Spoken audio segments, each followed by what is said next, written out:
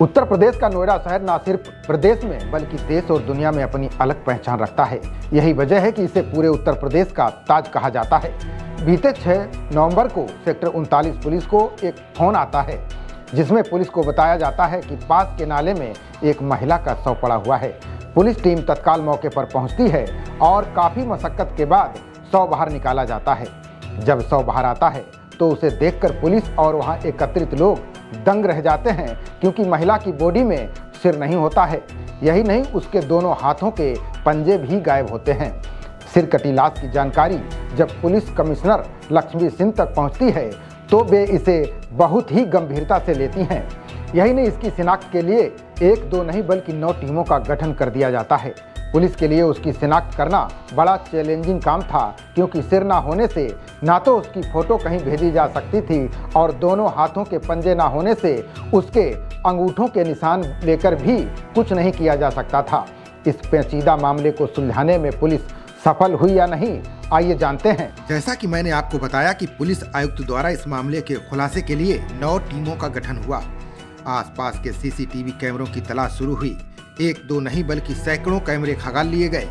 नाले के पास से गुजरने वाले सभी सैकड़ों व्यक्तियों और वाहनों की जांच शुरू हुई।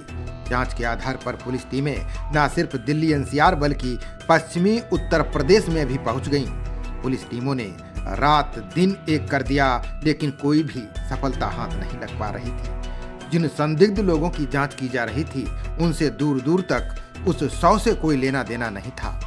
समय बीत रहा था और उधर पुलिस कमिश्नर लक्ष्मी सिंह का लगातार दबाव। 9 की 9 टीमें हताश और मायूस थीं। कई दिन बीत चुके थे, लेकिन कुछ हाथ नहीं लगा। सैकड़ों लोगों से पूछताछ हुई। वाहनों के नंबरों के आधार पर लोगों से पूछताछ की गई, लेकिन कुछ पता नहीं चल सका। यही नहीं, एनसीआर के अलावा आसपास के जिलों से लापता महिलाओं की पड़ताल की गई, लेकिन कुछ हाथ नहीं लगा। इन टीमों को लीड कर रहे अधिकारी भी परेशान थे कि आखिर कमिश्नर साहिबा को क्या जवाब देंगे। अंततः एक बार फिर सीसीटीवी फुटेज खंगालना शुरू किया गया। एक एक व्यक्ति और वाहन को गहनता से देखा गया। घटना के खुलासे के लिए 5000 से अधिक कैमरे चेक किए गए और लगभग 1100 वाहनों को ट्रैक किया गया, जिसमें करीब 44 गाड़ियों को चिन्हित कर उनके मालिकों एवं चालकों से पूछताछ की गई। तभी पुलिस को एक सफेद व नीले रंग की बस लाइट बंद करके संदिग्ध अवस्था में घटना स्थल की तरफ जाती हुई दिखाई दी। टीमों के द्वारा संदिग्ध बस का नंबर प्राप्त किया गया। जानकारी करने पर ज्ञात हुआ कि उपरोक्त बस एक सत्संग के लिए मोनू सिंह नामक ड्राइवर चलाता है, जो बरौला में रहता है। इसके बाद टीम शिनाख्त के लिए बरौला पहुंची। गहन पूछताछ की गई तो पता चला कि एक महिला जिसका नाम प्रीति यादव उर्फ प्रीति देवी है 5 से 6 दिनों से लापता है और ड्राइवर मोनू सिंह के साथ विवाद चल रहा था। पुलिस ने ड्राइवर मोनू को पूछताछ के लिए हिरासत में लिया। जब उससे सख्ती से पूछताछ की गई तो उसने बताया कि प्रीति नाम की महिला और उसकी मां बरौला में एक जींस की फैक्ट्री में काम करती थी।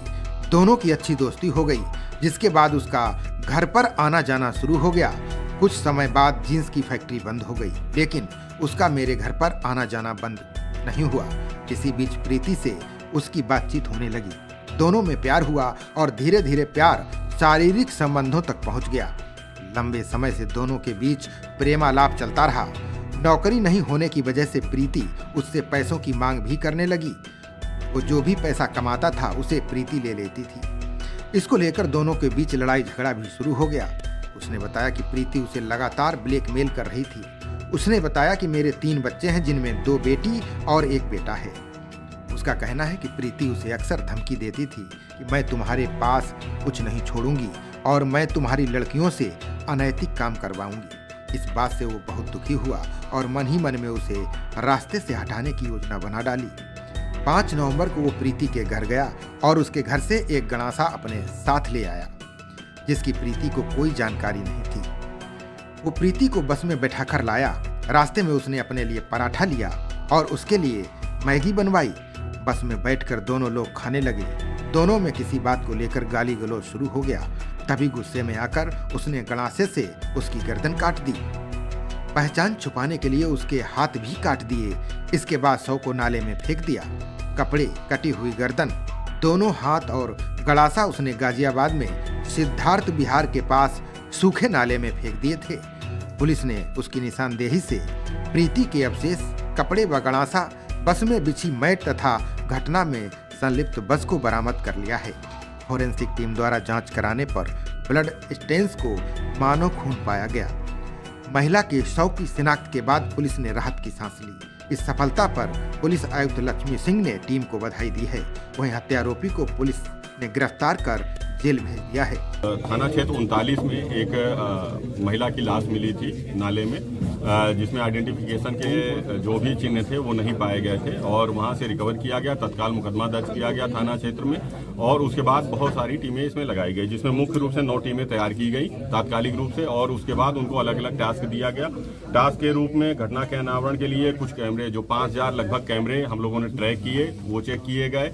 रूट जितने एंट्री एग्जिट पॉइंट थे उसको डेडिकेटेड रूप से टीमें लगाई गई उसको चेक करने के लिए और उसके बाद लगभग 1100 वाहनों को ट्रैक किया गया इसमें और आने जाने वाले जितने वाहन थे उनको जीरोइंग करते हुए हम लोग 44 गाड़ियों को जीरोइंग किए कि ये संदिग्ध अवस्था में है या इनकी एक्टिविटीज कुछ सस्पिशियस लग रही है। उसको भी उनके ड्राइवरों को, मालिकों को और अन्य लोगों से पूछताछ की गई। इसके अलावा सर्विलांस के लगभग 60-70 हजार नंबरों को भी हम लोगों ने ट्रैक किया, वहां से आइडेंटिफिकेशन के लिए लिया। हमारी ISTMS में जो टीमें लगी हुई थी उन्होंने अलग से इसको ट्रैक किया और लगातार बहुत सारी टीमें बना करके हमने अन्य जनपदों में, नजदीक के जनपदों में भेजा, जिसमें बुलंदशहर, गाजियाबाद, हापुड़, अमरोहा, मथुरा, दिल्ली, अन्य स्थानों पे थाना वार टीमें बना करके भेजी गई और उनको जो आइडेंटिफिकेशन का बॉडी पे सिर्फ एक ही चिन्ह था कि पैर में बिछुए पहने हुए थे, इसको लेकर के एक फोटो बनाया गया, एक पैम्फलेट बनाया गया और उसमें उसके विवरण को लिख करके जो बॉडी लगभग 5 फीट 4 इंच के अराउंड अनुमानित की गई थी उसको और जो आइडेंटिफिकेशन का मार्क्स था, चिन्ह, वो बिछुआ पहना हुआ पैर में, उसको लेकर के 40 लोगों की टीम सभी थानों पे जो दिल्ली के थे, अन्य जनपदों के थे, वहां पे भेजा गया। वहां पे जितने भी मिसिंग रिपोर्ट थे उसकी एनालिसिस कराई गई और उसके अलावा जो DCRB में रिपोर्ट होती है मिसिंग की, उसको एनालिसिस कराई गई। जो भी अनवर्कआउट केस थे उसको आइडेंटिफाई कराया गया, उनसे संपर्क किया गया, उनको पहचान के चिन्ह भेजे गए और उनसे वार्ता की गई और इस तरीके से लगातार टीमें दिन रात लगी हुई थी। कई सारी टीमें जो हमारी ACP, ADCP और हमारे थाना क्षेत्र और पूरे जो हमारा जोन है उस पूरे जोन की टीमें और CRT टीमें, सभी टीमें इसमें लगी हुई थी। CP मैम ने इसको बहुत ही पर्सनल रूप से बहुत ही गंभीरता से लिया था। डेली केस की मॉनिटरिंग कर रही थी, वो डेली बेसिस पे दिन में 2 बार वो पूछती थी केस की प्रोग्रेस और हमारे ज्वाइंट CP LO साहब भी डेली बेसिस पे मॉनिटरिंग करते रहते थे इस केस की। उनके निर्देशन में और मार्गदर्शन में ये पूरा केस का खुलासा हुआ। जब एक संदिग्ध बस उस घटना स्थल से निकलते हुए पाई गई तो जीरोइंग करते हुए जो हमने अन्य वाहनों की जीरोइंग की थी उसमें ये पाया गया कि एक बस है जो संदिग्ध रूप से जा रहा है। तो कई वाहनों के ट्रैकिंग में जिसको हम लोग कर रहे थे, ड्राइवर और उनसे पूछताछ, उसी क्रम में इस बस के ड्राइवर से जब पूछताछ के लिए हम लोग बरौला क्षेत्र में गए तो वहां जानकारी मिला कि इसका कुछ व्यवहार संदिग्ध है और जो वहां पूछताछ की गई आसपास के लोगों से तो पता चला कि ड्राइवर एक महिला जिसका नाम प्रीति यादव है वो 5-6 दिन से लापता है, जो इस ड्राइवर के संपर्क में रही थी और वहां से 300 मीटर की दूरी पर इसके पास ही रहती थी। और उसके जब और गहनता से पूछताछ हुई तो पता चला कि ये जो मोनू है, मोनू सिंह, वो पूछताछ के लिए बुलाया गया और उसने बताया कि जो इसकी माँ है, मोनू की माँ और प्रीति की जान पहचान हो गई थी। एक फैक्ट्री थी बरौला में जींस की, जहाँ पे ये लोग साथ में काम करते थे, साथ में काम करते हुए पहचान हुई थी और फिर घर आना जाना शुरू हो गया था। इसके बाद लगातार इसके घर आती थी। वहीं पे जो मोनू था उसका प्रीति से अनैतिक संबंध बन गया था, अनैतिक संबंध बन गया और लगातार वो इस पे दबाव बनाने लगी। चूंकि 2-2.5 साल से ये संपर्क में थे, आपसी संबंध चल रहे थे और उसके बाद इसके भी बच्चे थे, उसके भी बच्चे थे जो साथ में रहते थे। इसके परिवार में चूंकि नजदीक में रहना था, आना जाना था और इसके 2 बेटी और 1 बेटा था मोनू सिंह के। तो धीरे धीरे चीजें उलझती चली गई। कई बार इनको आपस में झगड़ा होने लगा, विवाद होने लगा। पारिवारिक विवाद के रूप में वो लगातार दबाव बनाती रही कि तुम मुझे पैसे दो, 4-5 लाख रुपए पैसे की भी मांग करती रही और इसी क्रम में झगड़े के दौरान कई बार उसने कहा कि मैं तुम्हारी बेटियों से अनैतिक कार्य कराऊंगी। उसको कहीं ना कहीं इस बात का दुख हुआ कि ये हमारे परिवार से, हमारी बेटियों से अनैतिक कार्य करवाएगी, तो इसलिए कई दिनों से वो ये प्लानिंग में आ गया कि महिला इतना प्रताड़ित कर चुकी है मुझको कि इसे रास्ते से हटा दिया जाए, जैसा कि उसने पूछताछ में बताया। इसने कई दिनों से सोचा, फिर एक दिन इसको बुलाया महिला को, उसके घर गया दिन में, और वहां से एक गड़ासा जो मछली मुर्गा काटने वाला था उसको लिया और महिला को बुलाया कि तुम भी आओ, और एक बस में इसने उसको बैठाया।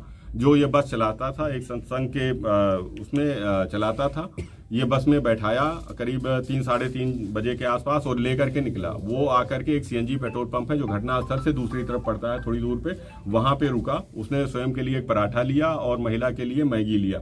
वहां पे दोनों अंदर केवल 2 ही लोग थे उस बस में, और एसी बस चुकी थी, उसमें डार्क ग्लासेस लगे होते हैं, तो वो एसी बस थी।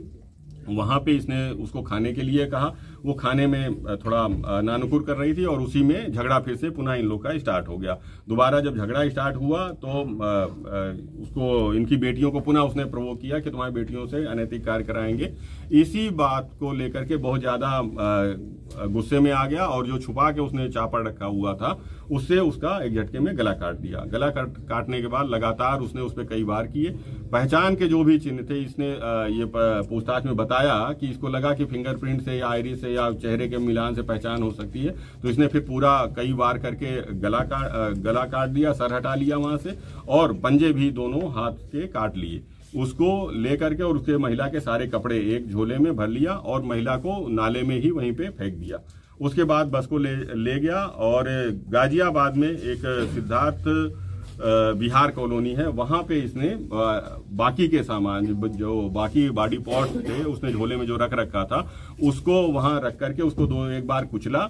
उसके बाद उसको वहां पे फेंक दिया, रेलवे ट्रैक पे फेंक दिया, जहां से वो माल इसकी निशानदेही पे हाथ और बाल और कपड़े आदि अन्य सामान वहां से बरामद हुए हैं।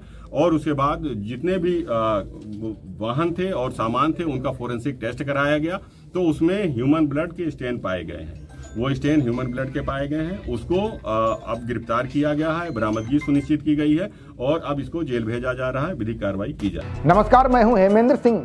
जनप्रवाद देखने के लिए आपका बहुत बहुत स्वागत करता हूं।